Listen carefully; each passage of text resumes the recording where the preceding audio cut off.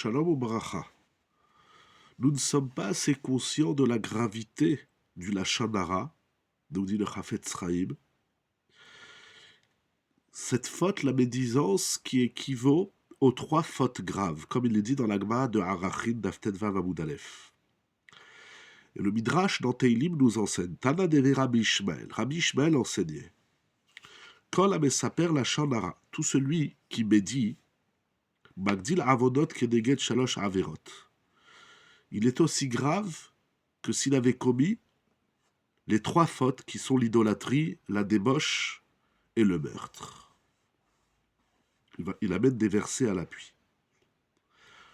Cela nous enseigne combien est dur le lachon hara. C'est une faute grave, plus grave que les 3 fautes avodah zara, gilui arayot, shfichut damim. Autre explication, nous dit le Midrash, celui qui tue une personne qui assassine une autre personne, elle a tué une personne, ce qui est très grave, bien sûr. Et celui qui dit du lachon hara, il tue 3 personnes. Lui-même qui raconte le lachon hara, celui qui accepte ce qu'on lui raconte, donc celui qui entend le lachon hara, et la victime, la personne sur laquelle on a dit du lachon hara.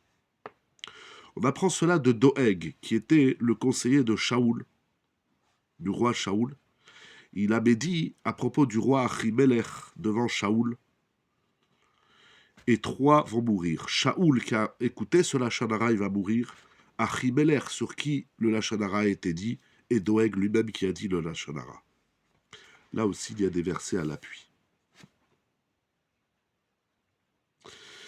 De même, la Gemara nous enseigne, au traité Arachin d'Aftet Vav, les enfants d'Israël ont éprouvé Dieu 10 fois dans le désert.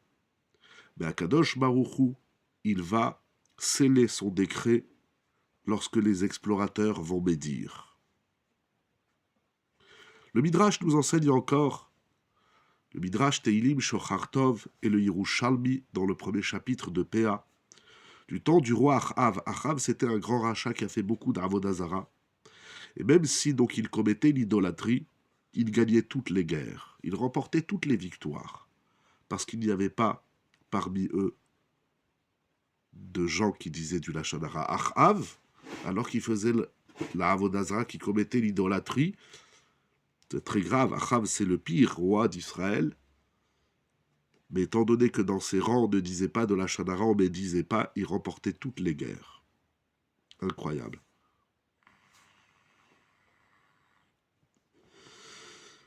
Incroyable. Alors que du temps du roi Shaoul, qu'il y avait en son temps des gens qui disaient du lachon hara comme Doeg et les Zipim, même s'ils ne commettaient pas la avodah zara, il y avait des enfants qui connaissaient, tout le monde connaissait la Torah, même les enfants, ils connaissaient 49 explications sur 5 pachas de la Torah.